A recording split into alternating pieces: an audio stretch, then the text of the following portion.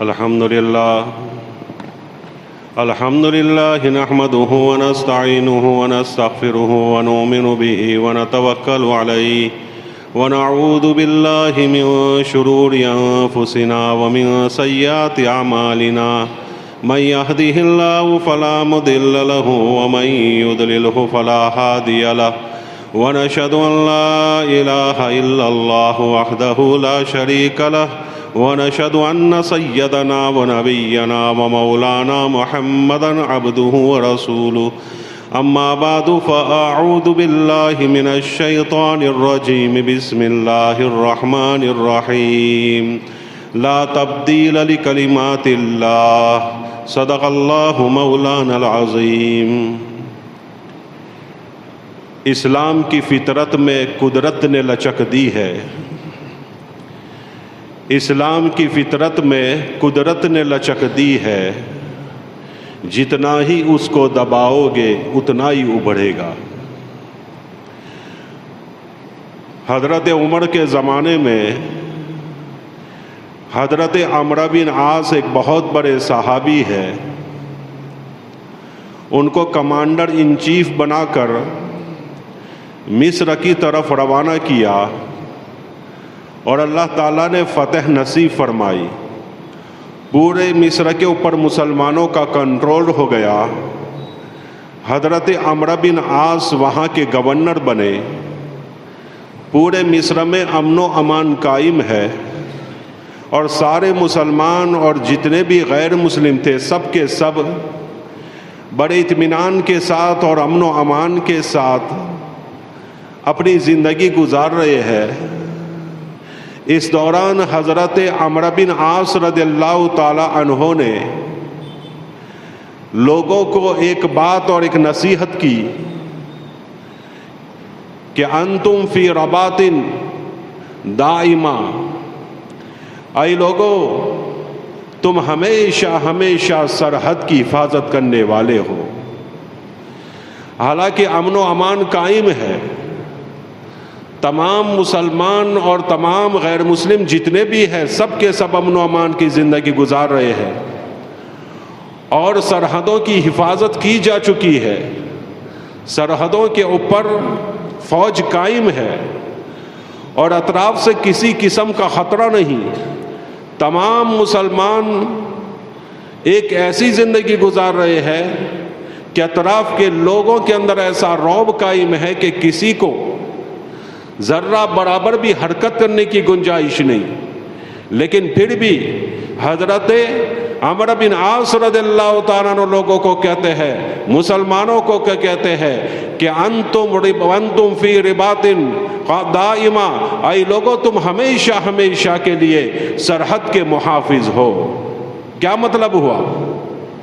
مطلب یہ ہے کہ مسلمان ہمیشہ چوکنا رہتا ہے، مسلمان ہمیشہ سرحد کی حفاظت کرنے والا ہوتا ہے، مسلمان ہمیشہ بیدار رہتا ہے، مسلمان ہمیشہ ہوشیار رہتا ہے۔ اور جو قوم ہوشیار رہتی ہے، جو قوم ہمیشہ سرحد کی حفاظت کرنے والی ہوتی ہے، اپنے قانون کی حفاظت کرنے والی ہوتی ہے اور اپنے دھرم کی حفاظت کرنے والی ہوتی ہے، اپنے قانون کی حفاظت کرنے والی ہوتی ہے، جو قوم ہوشیار ہوتی ہے، بیدار ہوتی ہے، وہ قوم کبھی برباد نہیں ہو سکتی، اس قوم کو دنیا کی کوئی طاقت مٹا نہیں سکتی۔ اس میں یہ پیغام ہے۔ اور جو قوم بیدار نہیں ہوتی، سو جاتی ہے، اپنی فکر نہیں ہوتی، ایسی قوم ہمیشہ برباد ہوتی ہے۔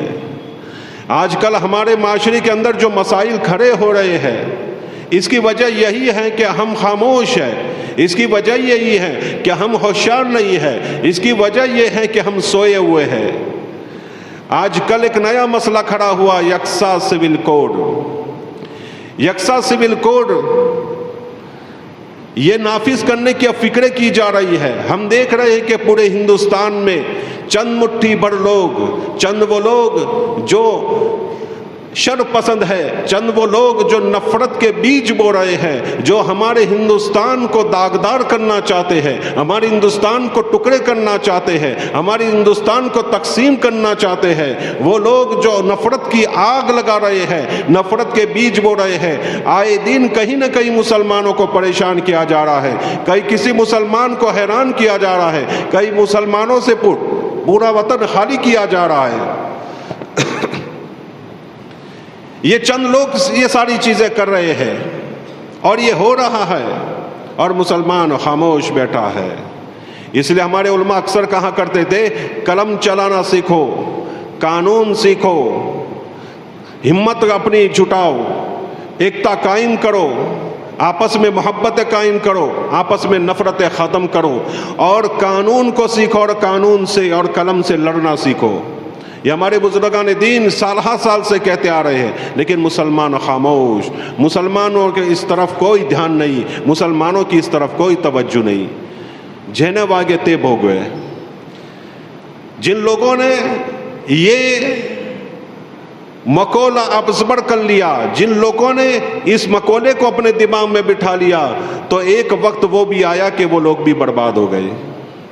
کل اس کو مارا جا رہا تھا، آج اس کو مارا جا رہا ہے، پرسوں دوسرے کو مارا جائے گا، ترسوں تیسرے کو مارا جائے گا۔ یہ حال ہونے والا ہے اگر مسلمان خاموش رہے۔ الغرض یکساں سول کوڈ کیا ہے؟ یکساں سول کوڈ بالکل ہمارا سمویدھان جو ہے، ہمارا سمویدھان ہے، اس کو بنایا گیا 1947 میں، اور 300 آدمیوں نے مل کر بنایا، جس میں امبیڈکر صاحب ان کے ان چیف تھے، ان کے بڑے تھے، ان کے امیر تھے، اور ان 300 آدمیوں کی دستخط سے 395 قانون بنائے گئے جو ہمارے ہندوستان کا سمویدھان ہے۔ اس میں قلم نمبر 25 ہے، جس میں لکھا ہوا ہے کہ ہر دھرم والے کو اپنے دھرم پر جینے کی اجازت ہوگی۔ ہر دھرم والے ہمارے ہندوستان میں، بھارت دیش میں اپنے دھرم کے ساتھ جی سکے گا، اپنے دھرم کے ساتھ رہ سکے گا، اپنی پہچان کے ساتھ رہے گا، اپنی ثقافت کے ساتھ رہے گا، اپنے کلچر کے ساتھ رہے گا۔ یہ اجازت ہے ہمارے سمویدھان میں۔ لیکن ایک دوسرا ایکٹ ہے، ایک دوسرا قانون ہے، جو 44واں قانون، 44واں ایکٹ، اس میں لکھا ہوا ہے کہ جو حکومت آوے اس کو ہمارا مشورہ ہے کہ کوشش کرے کہ سارے لوگ ایک قانون کے دائرے میں رہے اور ایک قانون کی ماتحتی میں رہے۔ یہ مشورہ ہے، قانون نہیں ہے، حکم نہیں ہے، بلکہ مشورہ ہے کہ تم سے ہو سکے تو کرے۔ اور وہ قانون ہے کہ تمام مذاہب کو ہندوستان میں جو جس دھرم کا ہو، چاہے مسلمان ہو، ہندو ہو، عیسائی ہو، سکھ ہو، کوئی بھی ہو، اپنے دھرم کی ماتحتی میں رہے گا، اپنے دھرم کے قانون پر چلے گا، اپنی پہچان کے ساتھ چلے گا۔ لیکن آج کچھ سرپسند لوگ چاہتے ہیں کہ ہندوستان سے مسلمانوں کی ساخت ختم ہو جائے، پہچان ختم ہو جائے، مسلمانوں کی ثقافت ختم ہو جائے۔ اسلام ایک مذہب ہے، مذہب کے ساتھ ساتھ ایک تہذیب ہے۔ وہ لوگ چاہتے ہیں مسلمانوں کی تہذیب اور ثقافت ختم ہو جائے۔ مسلمان کبھی ختم ہونے والے نہیں ہیں۔ انہوں نے کوشش کی کہ کسی طرح مسلمان ختم ہو جائے، لیکن مسلمان دنیا سے ختم ہونے کے لیے نہیں آیا۔ مسلمان کبھی ختم ہی نہیں ہو سکتا۔ سال ہر سال سے مسلمانوں کو مٹانے کی کوشش ہو رہی ہے۔ 1400 سال سے مسلمانوں کو مٹانے کی کوشش کی جا رہی ہے۔ کتنی تحریکیں چلی، ہزاروں تحریکیں چلی مسلمانوں کو مٹانے کے لیے، اور کبھی چنگیز خان بھی آیا جس نے مسلمانوں کو گاجر ملک کی طرح کاٹ کے رکھ دیا، اور کئی علاقے، کئی ملک مسلمانوں کے ختم کر دیے، لیکن وہ بھی مسلمانوں کو ختم نہیں کر سکے۔ یہ ایسی تحریک تھی، یہ ایسا ہنگامہ تھا، یہ اتنا خطرناک طوفان تھا کہ مورخین کو لکھنا پڑا کہ اتنا خطرناک آدمی جو قتل و غارت کرنے والا ہو، یہ ایسا قتل و غارت کرنے والا آدمی آج تک نہ پیدا ہوا، نہ قیامت تک پیدا ہوگا۔ جتنا قتل و خون اور قتل و غارت ہوئی مسلمانوں پر اس زمانے میں، اتنی قتل و غارت نہ حضرت آدم سے لے کر آج تک ہوئی، نہ آج اس کے بعد قیامت تک ہو سکے گی۔ ذرا سوچے کتنا خطرناک ہنگامہ ہوگا اور کتنا خطرناک حملہ ہوگا، کتنا خطرناک طوفان ہوگا، ذرا ہم سوچ سکتے ہیں۔ تو ایسی بھی تحریکیں چلی، ایسے بھی لوگ آئے جو مسلمانوں کو ختم کرنا چاہتے تھے، اور سرخ آندھی یہ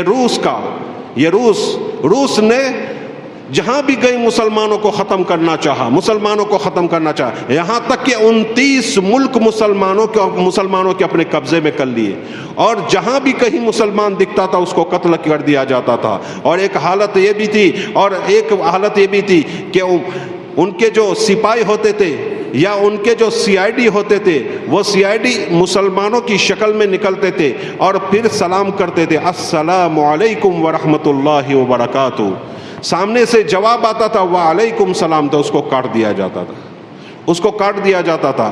کبھی ایسا بھی ہوتا تھا کہ علماء کرام کتنے ہیں، سارے علماء کو ختم کرو، تو وہ سلام کرتے تھے السلام علیکم، وہاں سے وعلیکم عین، جب گلے سے عین نکلتی تھی سمجھ جاتے تھے یہ عالم ہے، اس کو ختم کر دیا۔ تو وہاں بھی مسلمانوں کو خوب مارا گیا، پیٹا گیا، ختم کرنے کی کوشش کی گئی۔ جہاں بھی قرآن ملتا تھا اس کو جلا دیا جاتا تھا۔ پورے روس سے قرآن کو ختم کر دیا گیا، حافظوں کو مار دیا گیا۔ لیکن کیا ہوا؟ وقت گزرتے ایک وقت وہ بھی آیا کہ اس کو بھی اپنے ہتھیار ڈالنے پڑے، مسلمانوں کے سامنے اس کو بھی اپنے ہتھیار ڈالنے پڑے، اور آج بھی مسلمان قائم دائم ہے، اور بڑے جاؤ جلال کے ساتھ اور بڑے سرخ روئی کے ساتھ اور بڑی ترقی کے ساتھ اپنے زندگی گزار رہے ہیں۔ تو مسلمان ختم ہونے کے لیے نہیں آیا۔ تو یہاں کے کچھ مٹھی بھر مسلمانوں نے ایسا ہی کرنا چاہا کہ مسلمانوں کو ختم کرے۔ سودی تحریک چلی، گھر واپسی چلی، سب کچھ انہوں نے کر لیا۔ اب دیکھا کہ مسلمان تو ختم ہونے کا نام نہیں لیتے، مسلمان کی تہذیب اپنی تہذیب چھوڑنے کے لیے تیار نہیں ہے، تو اب یکساں سول کوڈ کا فتنہ کھڑا کیا جا رہا ہے کہ مسلمانوں کی پہچان ختم کر دی جائے، اور سارے ہندوستان کے لوگ، سارے بھارت دیش کے واسی ایک جیسے دکھے، کسی کے سر پر ٹوپی نہ ہو، کسی کے چہرے پر داڑھی نہ ہو۔ یہ ساری چیزیں اب کی جا رہی ہیں، لیکن ہم کو چاہیے کہ ہم اس کے اندر کوشش کریں، اللہ تعالیٰ سے دعا کریں۔ اور ایک بات یاد رکھیں، صرف دعا کام نہیں لگے گی، صرف دعا سے فائدہ نہیں ہوگا، صرف دوا سے فائدہ نہیں ہوتا، دوا کے ساتھ پرہیزگاری بھی بہت ضروری ہوتی ہے، دوا کے ساتھ وہ چیزیں کھانا بھی بہت ضروری ہوتی ہے، وہ غذا ضروری ہوتی ہے جس سے طاقت آدمی کے اندر آئے اور اس کے اندر سے وہ جو بیماری ہے وہ ختم ہو جائے۔ تو صرف دوا کام نہیں کرتی، اسی طرح صرف دعا کام نہیں کرے گی کہ بیٹھے بیٹھے آدمی دعا کریں گے، اے اللہ اے اللہ اے اللہ، حالات بہت خراب ہے، حالات سدھار دے، اس سے کچھ ہونے والا نہیں ہے۔ اللہ کے نبی صلی اللہ علیہ وسلم نے پہلے اسباب اختیار کرے پھر دعا کی۔ اللہ کے نبی صلی اللہ علیہ وسلم نے میدان میں صحابہ کو کھڑا کر دیا اور پھر چھپڑ میں بیٹھ کر دعا کر رہے ہیں، سجدے میں گر کر دعا کر رہے ہیں، ایسا نہیں کہ جاؤ تم اپنے گھر جا کر سو جاؤ، میں دعا کرتا ہوں تم سب کو فتح نصیب ہو جائے گی، ایسا نہیں ہے۔ حضرت موسیٰ علیہ السلام، ایک آدمی نے یکساں سول کوڈ کے بارے میں لکھا، نیچے کسی نے کمنٹ کی کہ بہت سارے لوگ آئے لیکن اللہ تعالیٰ نے ان کو مٹا دیا، ایک وقت فرعون بھی آیا، فرعون کو بھی مٹا دیا اللہ تعالیٰ نے فرعون ایسے ہی نہیں مٹ گیا، ایک دو دن میں نہیں مٹ گیا، حضرت موسیٰ علیہ السلام 40 سال تک اس کے پیچھے پڑے۔ حضرت موسیٰ علیہ السلام نے 40 سال پہلے دعا کی، 40 سال کے بعد اس کا نتیجہ ملا، فکر کی، کوشش کی، تو کوششوں سے سب کچھ ہوتا ہے، دعا ہے، دعا کے ساتھ ساتھ کوشش ہے، دعا ہے، دعا کے ساتھ دوا بھی ہے۔ اس کے نیچے لکھا ہے نمرود بھی آیا، نمرود کو اللہ نے بتایا، ایسے برباد ہو گیا نمرود، ایسے ہی برباد ہو گیا۔ مسلمانوں نے اس زمانے میں کچھ نہیں کیا، حضرت ابراہیم نے کچھ نہیں کیا، ویسے ہی وہ برباد ہو گیا۔ حضرت ابراہیم نے دعا کیا اللہ میں نمرود کو برباد کر دے، نہیں، نمرود کے سامنے جا کے کھڑے ہو گئے، کوششیں کی، محنتیں کی۔ تو ہمارے بزرگان دین جو ہمیں رہنمائی کرتے ہیں، جو ہمارا مسلم پرسن لا بورڈ ہے، جو ہمیں رہنمائی کر رہا ہے، جو ہمیں بتا رہا ہے کہ کس طرح اس چیز کا ہم مقابلہ کریں گے، تو اس چیز کا ہمیں مقابلہ اس طرح کرنا پڑے گا. یہ ساری چیزیں ہمیں سیکھنی پڑے گی.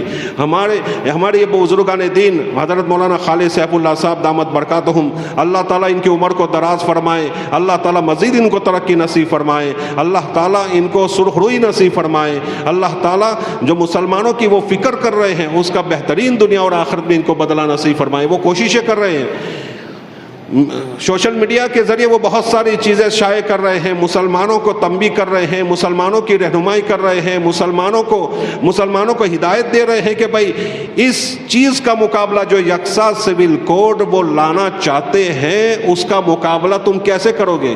شاید یہ جتنے بھی لوگ بیٹھے ہیں اس میں سے چند لوگوں کو معلوم ہوگا کہ ہمارے بڑے مسلم پرسنل لا بورڈ کے جو پرمکھ ہیں، مسلم پرسنل لا کے بورڈ کے جو صدر ہیں، انہوں نے ہمیں کیا کہا، انہوں نے ہمیں کیا ہدایت دی. شاید 5% لوگ بھی نہیں ہوں گے جن کو معلوم ہوگا، تو یہ ہے ہماری غفلت، یہ ہم سوئے ہوئے ہیں. جو قوم سوئی ہوئی ہوتی ہے وہ برباد ہو جاتی ہے، جو قوم سوئی رہتی ہے وہ برباد ہو جاتی ہے. ہم سوئے ہوئے ہیں. تو یہ ساری چیزیں ہم دیکھیں، ہم سنیں، علماء کرام سے پوچھیں کہ اس کے بارے میں ہمیں کیا کیا ہدایت دی ہے. مسلم پرسنل لا بورڈ اسی لیے قائم ہوا تھا کہ اگر مسلمانوں کے قانون میں، مسلمانوں کے حقوق میں اور مسلمانوں کی جو شریعت ہے اس شریعت میں اگر کوئی دخل گیری کرے گا تو اس کی حفاظت کے لیے مسلم پرسنل لا بورڈ کھڑا ہو جائے گا. اور اسی کی برکت سے آج تک ہم انہی بزرگان دین، انہی علماء کرام، انہی فکر مند لوگ، انہی ہوشیار لوگ، انہی بیدار لوگوں کی وجہ سے آج تک مسلمان اپنی تہذیب کے ساتھ، اپنے کلچر کے ساتھ زندگی گزار رہے ہیں. تو یہ معمولی بات نہیں ہے، بہت خطرناک زمانہ چل رہا ہے. ہمیں ہوشیار ہونے کی ضرورت ہے. بہت سنگین حالات سے ہم گزر رہے ہیں. یہ تو ہمارا دارالاسلام سمجھے کہ 5 کلومیٹر کے دائرے میں ہم ہیں، اس لیے ہمیں کسی قسم کا ڈر کے خوف نہیں ہے. ورنہ دوسرے علاقے میں جائیے کیسے حالات سے لوگ زندگی گزار رہے ہیں. اللہ تعالیٰ تمام مسلمانوں کی حفاظت فرمائے، تمام مسلمانوں کو امن و امان والی زندگی نصیب فرمائے. اللہ تعالیٰ تمام شر پسندوں سے مسلمان کی پوری حفاظت فرمائے، اور خاص کر کے بھارت کے مسلمانوں کی اللہ تعالیٰ پوری حفاظت فرما کر ان کو سرخ روئی اور رعب و دبدبہ نصیب فرمائے. تو ہم سب کو اس کا ویرودھ بھی کرنا ہے، چاہے ہمارے بزرگان دین اس کی ہدایت کر دیں. شاید کوئی اپلیکیشن ہے، اس اپلیکیشن کے ذریعے ہم اپنے آپ کی رائے جو قانون منتری تک پہنچا سکتے ہیں. ایسا کوئی انہوں نے یہ ہدایت دی ہے. اور اس کے علاوہ بھی بہت سارے مولانا خالد سیف اللہ صاحب دامت برکاتہم ہیں، انہوں نے ایک ویڈیو کلپ شائع کی ہے. ہم سب کو یہ سننا چاہیے اور ان کی جو ہدایتیں ہیں ان ہدایتوں پر ہم سب کو عمل کرنا چاہیے. ایک بات بہت سنگین اس ہفتے کی ہے، وہ آج تو مجھے بیان کرنا نہیں تھا، گزشتہ کل بیان کر دیا. میں سوچا تھا کہ جلدی نماز ہو جائے، لیکن یہ بہت سنگین مسئلہ ہے. اس سنگین مسئلے کی طرف ہم سب کو دھیان دینا ہے اور کوشش کرنی ہے کہ یہ یکساں سول کوڈ قائم نہ ہو. اور یکساں سول کوڈ قائم ہوا تو پھر سمجھے کہ یہ مسجدوں میں نماز پڑھنا بھی مشکل ہو جائے گی، کیونکہ یکساں سول کوڈ ہوگا تو سب کچھ یہ ختم کرنے کی کوشش کریں گے. انہوں نے ہر طرح سے مسلمانوں کو ختم کرنے کی کوشش کی. اب دیکھا کہ کسی طرح ختم نہیں ہوتے تو ایک کام کرو نا، یکساں سول کوڈ لا دو، سب غیروں کی طرح ہو جائیں گے. سب مذہب ان کا اگرچہ باقی رہے گا لیکن تہذیب ان کی ختم ہو جائے گی. تہذیب ان کی ختم ہو جائے گی کہ سر پہ ٹوپی نہیں، داڑھی نہیں، یہ ساری چیزیں. یعنی گویا یوں کیجئے یکساں سول کوڈ، یہ یکساں سول کوڈ، یہ دوسرا نام اس کا یہ ہو سکتا ورلڈ آرڈر، جو پوری دنیا کا آرڈر ان عیسائیوں نے، ان یہودیوں نے مل کر بنایا ہے کہ پوری دنیا کے اندر ایک ہی آرڈر قائم ہوگا. یہ دوسرا نام اس کا ہے. اگرچہ نام بدل دیا گیا ہے لیکن ہے تو وہی جو امریکہ، جو برطانیہ، ان لوگوں نے مل کر جو آرڈر بنایا ہے وہ آرڈر یہاں نافذ ہونے جا رہا ہے. اللہ تعالیٰ ہم سب کی حفاظت فرمائے، ہم سب کی ساخت اور ثقافت اور کلچر اللہ تعالیٰ باقی رکھے. ہمیں دعا بھی کرنی چاہیے اور बुजुर्गान दीन हमारे अकाबिर ने जिन जिन चीज़ों की तरफ हमें रहनुमाई की है, उन रहनुमाई को अपनाते हुए हमें इस बात की कोशिश करनी चाहिए कि अल्लाह ताला यकसा सिविल कोड हमारे हिंदुस्तान में नाफिज न हो। अल्लाह ताला कहीं उसनी बातों पर अमल करने की तौफीक नसीब फरमाए। सुन्नतें पढ़ लें, सुन्नतों के बाद इंशाअल्लाह खुतबा होगा।